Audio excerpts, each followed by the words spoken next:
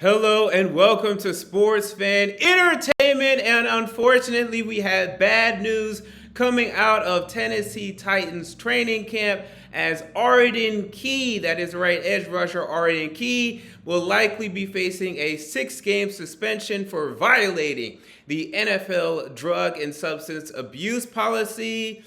Yikes. And ironically, this comes only a day after Danico Autry, now of the Houston Texans, seems like he's facing a 6-game suspension as well. So I don't know, maybe in the locker room last year, these guys were doing something together. I don't know what these guys were up to. Wow. Interesting stuff.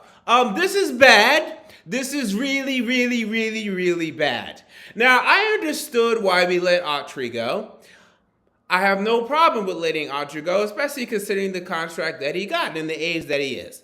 And I know why they didn't replace him. The options were slim. And in the draft, the board didn't quite work out that way. I mean, certainly in the first round, that was not going to happen. And in the second round, you could have. I mean, if you really liked a guy, there were guys you could have took, but they took Sweat, and we'll see what Sweat does.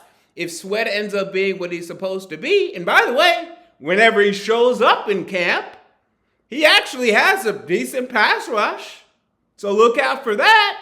Man, that's a factor now. When he shows up. But, didn't take one there. Now, you took one all the way in the 7th. So, in Harrell. So, really, there wasn't much done when it comes to the edge position this year. And Jalen Harrell, I was thinking about his first name. So there wasn't much done for the edge position for the Titans in the offseason, but I was like, again, you can't plug every single hole in one offseason. This was the first offseason to let Rand cook. You can't get premier players at every position. But this is now the result because we're in trouble.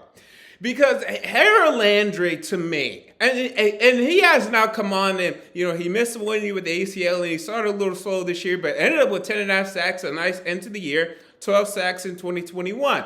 He has now, I think he's a solid 1B pass rusher, but I liked him opposite of Autry and that presence there, and even with Key. But now no Autry and no Key, yeah. Because if you can now really focus on, let's just stop Jeffrey Simmons and Harold Landry and we can protect the quarterback, that puts a lot of pressure on the Titans secondary, which is now very good, okay? Or at least, we'll see. At least the quarterbacks are very good. We'll still see about the safeties.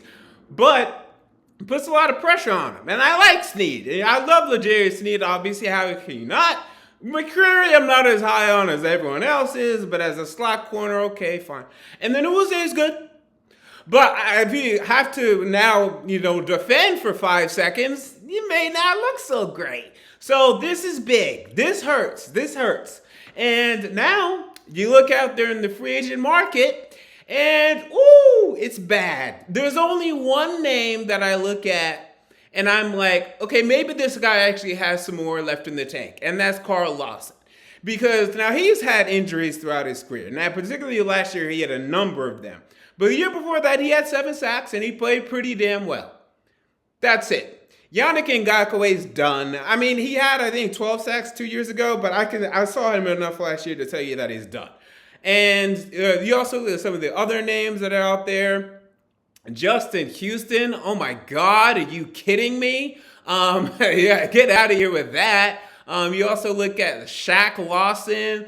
No, Marcus Haynes, absolutely not. Justin Hollins, Melvin Ingram. Somehow Marcus Golden's ACLs are still intact. It's a mess. I mean, my God, it's a mess. So, I mean, I don't want to trade for a guy. I don't know who's on the market potentially. Other than Myles Garrett. Myles Garrett's looking for a big deal, but he's not getting traded. I don't know any defensive ends that are even on the trade market, potentially. So, I think it's just bad. I mean, maybe Ray could cook something up. Maybe there's something I'm not seeing. Maybe there's a guy that gets cut that we're not anticipating to before the season, and we'll do something there. I mean, by the way, don't talk to me about Shane Ray. And I like Shane Ray coming out of college. Shane Ray ain't played since 2018. Don't talk to me about Shane Ray. Maybe Jalen Haley was very good. At Michigan, he was productive. He's a 7th-round pick. There's only so much you can expect as a 7th-round pick coming in. And then Rashad Weaver, I mean, he did nothing last year. Now, he barely played, but for good reason. Because when he's in there, he does nothing. We had the nice preseason in 2021, and that's it. That's all we've seen from Rashad Weaver.